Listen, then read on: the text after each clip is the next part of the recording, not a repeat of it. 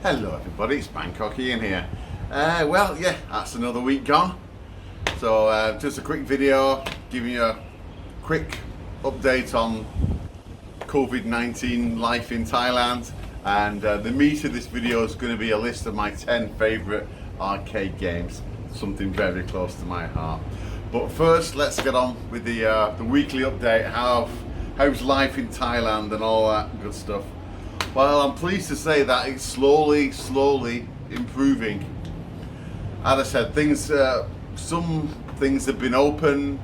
I've been in the office every day this week, and I'm slowly but surely inviting my staff to come back. Not all at once, a few every week. So I think in around 2 weeks' time, maybe 3 weeks tops, I'll have the full complement of my staff in. Because I'm not going to rush it. That's the last thing I want to be doing. And elsewhere, this Sunday, a lot of new places are going to be opening. All the malls are going to be opening. Gyms or restaurants inside of malls will be able to have sit-down meals. Before, everything was just takeaway. But yeah, opening the malls is a big step, hopefully in the right direction. And yeah, I've not been to a mall, I've not been shopping, apart from shopping for food, since what, 6 weeks now?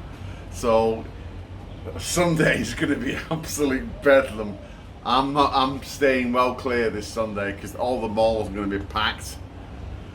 But the weekend after, I could be going out because I've missed just wandering around like a zombie in the mall, you know. I need to buy some portable hard drive and other stuff. So yeah, so I'll be doing some shopping very soon.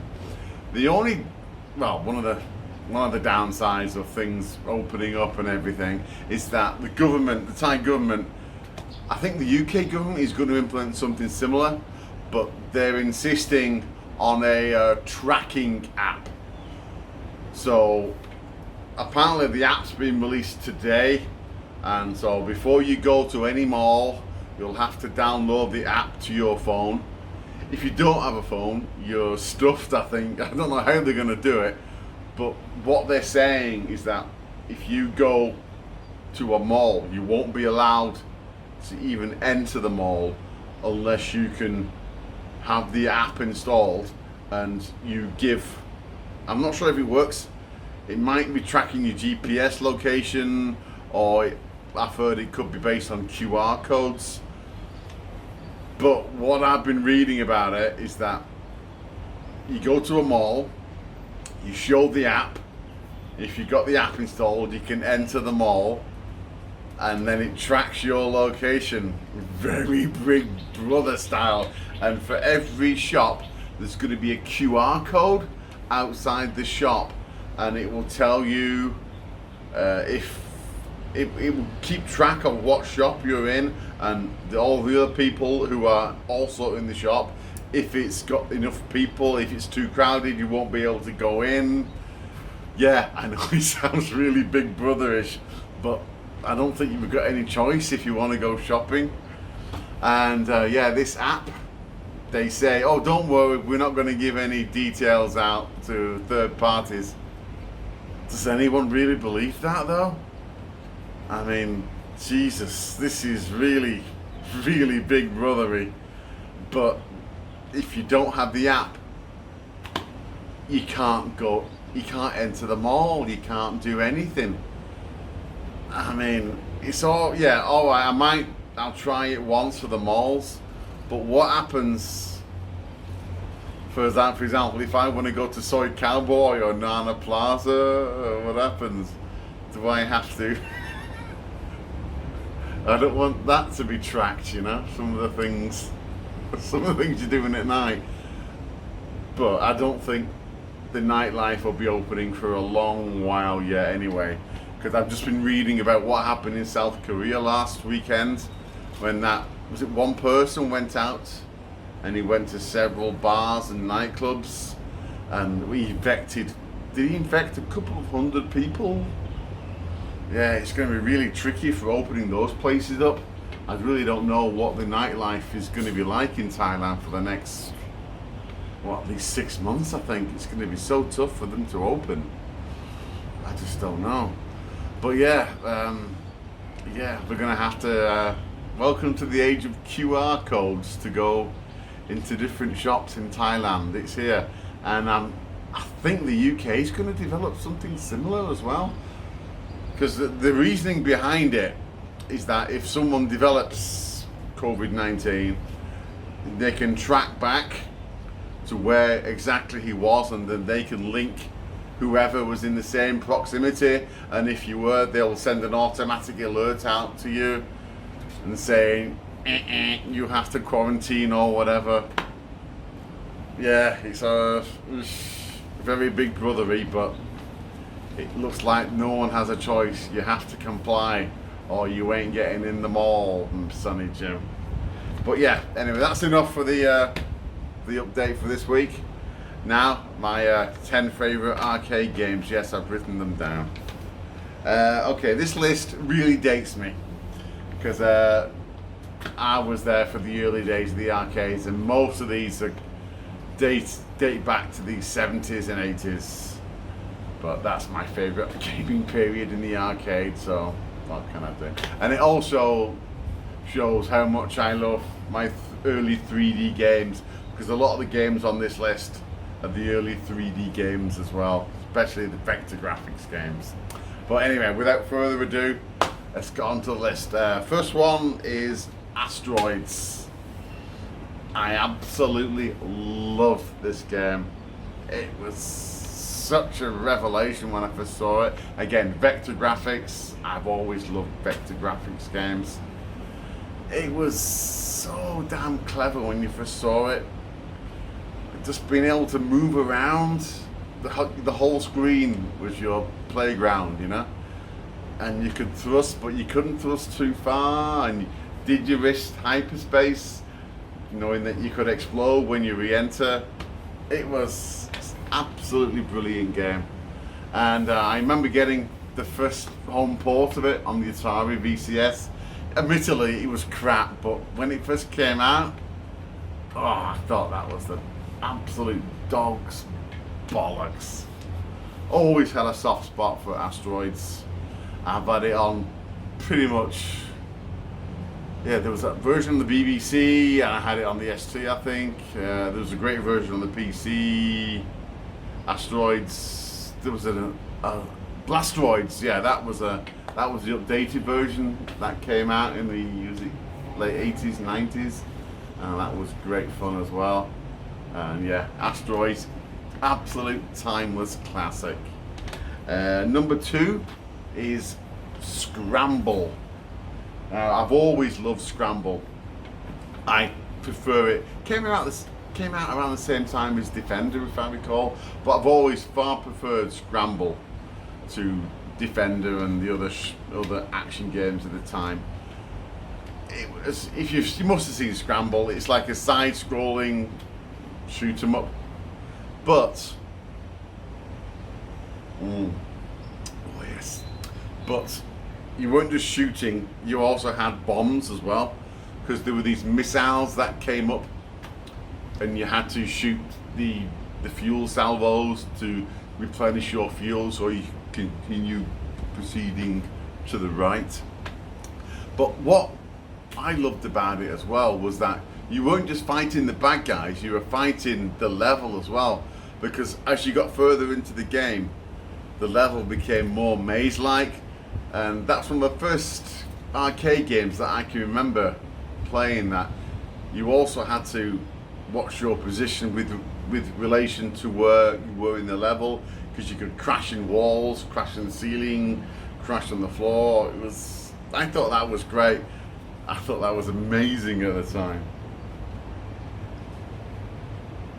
Oh, forgive me, it's the best beer of the day, so. Yes, you can still buy beer, luckily. Number 3, an absolute classic again, Donkey Kong. Absolutely love this game. one of the few games I was actually not too bad at in the arcade. I could get all the way to the end and I could clock it. Yeah, not say much. There's only like 4 screens, but I was good at Donkey Kong. And the characters, Mario and the actual Donkey Kong, absolutely brilliant game. Absolutely loved it to bits.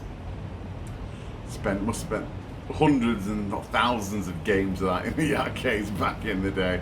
And I remember the one of my most vivid 8-bit memories was playing Killer Gorilla, which was a fantastic Donkey Kong clone on the BBC Micro. It was stunning. It was as close to Donkey Kong as you can possibly get, and it was amazing.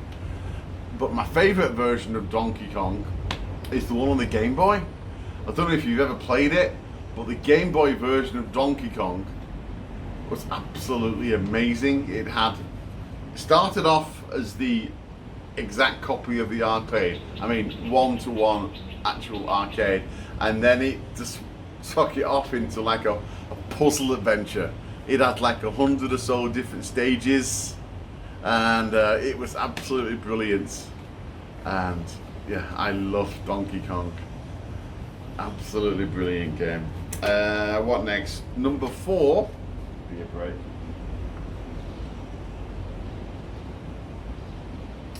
Number 4 is another one of my absolute timeless classic games, and that's Battlezone.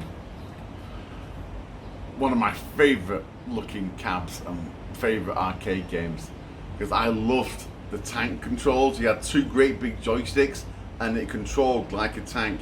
You push them both forward to go directly forward, both backwards to go backwards, and to rotate you alternated going the right one and the down and the left one. Absolutely brilliant controls. I remember how you had to look through the visor to see everything. Again, vector graphics games, I adore vector graphics. And again, I was actually pretty good at Battlezone. Mind you, I did have enough practice at it in the arcades. Again, it was more of a thinking guys arcade game. And yeah, there was a great BBC Micro version, Atari ST version, and I absolutely loved the port by Rebellion that came out a couple of years ago. That came out first as the VR game, and now you can also play it in non-VR. It's a great update to the original classic.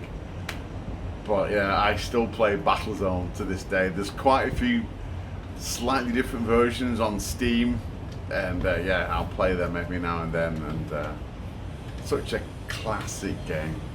I love Battlezone. And then number 5, I expect a lot of people have put this on the list. Again, yeah, this is I don't know who actually came up with this video, but I've seen a lot of my favorite YouTubers. They've done VRs to this, so apologies. I don't know who actually came up with this video in the first place, but I do like this subject because I do like my arcades. Where was I up to? Number 5, yeah, Star Wars, the absolutely brilliant, again, vector graphics arcade game based on the original Star Wars game. Absolutely. Again, what can you say about Star Wars? Again, the controller, that yoke controller they had, because it was all analog. Brilliant. Vector graphics, brilliant. One of the first games that I can remember had sample sounds. Use the Force, Luke, and all that. You got 'em, kid. Absolutely amazing game. And all the different stages where you started out approaching the Death Star and you get closer and closer, and then that trench run at the end. Wow, what an amazing game that was. Again, I can play that to death. But I don't know any ports that have been released since the arcade game. There's not been any other games. Well, there's Empire Strikes Back that was very similar, but there's not been any remasters of the actual arcade game, which is a shame. Oh, that's nice. Where are we now then? We are at number 6. Number 6 is Saxon. This is I'm not sure if many people remember Saxon. It was an isometric shooter, and that your plane, your spacecraft was in a totally isometric playing field, and so you didn't just have 2 dimensions. You also had your height, so you had left, right, and up and down, and so you had to judge how high you were, because there were some things in the landscape that you had to be above a certain height or below a certain height to pass. It looked absolutely stunning, really colourful. And again, it's a bit like Scramble in that, if I remember, you had a limited fuel and you had to keep shooting the fuel tanks to replenish your fuel gauge. And yeah, again, it was hugely ahead of its time when most of the games were just simple left and right shooters. Saxon entered the 3rd dimensions with style. It was really good.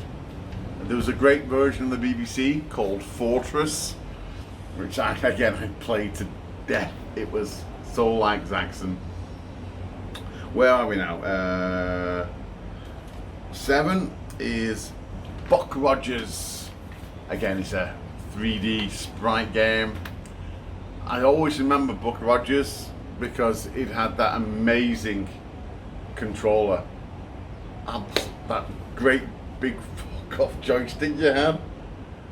And the 3D sprite-based graphics were absolutely amazing, really action-packed. I love Buck Rogers. And also my nickname in school was Buck Rogers because I was such a massive geek. Yeah, that was me. Sorry about that, I had a phone call, so it's Friday. What time is it now? It's only 4:30, so I'm still getting phone calls from work. I have to answer the phone. Where was I? Berserk. Yeah, absolutely love Berserk. One of the first games I can remember that I actually noticed, and I thought, wow, this AI is really good. Yeah, admittedly now it's like it's pants, but at the time you're thinking these aliens are, well, monsters or whatever they are, they're coming after me. I don't know if you remember Berserk, but it's like you enter one side of this very basic rudimentary maze and you have to get to the other screen. But the moment you come in the screen, all the bad guys are alerted to your presence and they start to move in on you. And because it's a maze, they have to go up, down, and they have to sort of negotiate the environment to get you. And I thought that was amazing at the time. It really was like a thinking man's arcade game, and I absolutely loved it to bits. And I loved that, what was his name? I can't remember the name of that villain, that smiley faced boss character, that if you took too long at a level, he would start to come into the level and go right for you, homing on you. And whenever you saw him, you had to scarper for the exit of the screen. It was great fun. One good thing about having the phone call is that I managed to get another beer, so yay. Yeah, absolutely love Berserk. And I can't think of any other remakes or home remasters versions of Berserk. No, not really. Then number 9 is a Laserdisc game, and it's not Dragon's Lair. I'm a bit of a graphics whore. If you follow my channel, I just love nice looking games. And the Laserdisc game that I'm choosing for my 9th entry on this list is Firefox. Now, I don't know if many of you saw this movie or indeed even the game, but Firefox was a Clint Eastwood game that came out in the mid 1984, 1985, sometime around there, and Clint Eastwood starts as this pilot, and the Soviets have developed this ultra next generation fighter jet called Firefox, and it's way above whatever the Americans can do. So Clint Eastwood has to go and steal it and fly it back to US territory so they can reverse engineer it. And yeah, was a bit boring, but the actual action sequences and the flight bits were absolutely amazing. The special effects for the time were brilliant, and I've always had a soft spot for the Firefox movie. And when I saw the game that was released, I just went bananas for it. It's one of the first FMV games that I can ever remember seeing. It used actual footage. It was like arcade flight sim, and it used the actual footage from the movies in the game. So whenever they were like the first person or the third person sequences, the dogfighting, all the actual combat bits, absolutely brilliant fun. It just looked absolutely amazing. And without Firefox, the game, it like paved the way for Rebel Assault and countless other FMV games where it was like streaming the game content. All the video was streamed and you were just controlling the main sprite. Admittedly, it wasn't the most complex gameplay, but this was the 80s. There wasn't that many, not that many deep gameplay arcades anyway. But yeah, I absolutely loved Firefox. I got such good memories of it. It was amazing. And excuse me, hopefully not my last can today. Oh, so nice. And number 10 is another all-time classic arcade game, and that is Gauntlet. I loved this in the arcade. I remember playing it when I first saw it. It was an arcade. I was a student at the time in the 80s, and I would go to Covent Garden a couple of times a week because I was always a massive film buff, and I'd go watch all the latest released movies in Leicester Square. That was amazing. Those days, watching 70mm films in Leicester Square was like, wow, amazing. And I remember the first time I saw Gauntlet.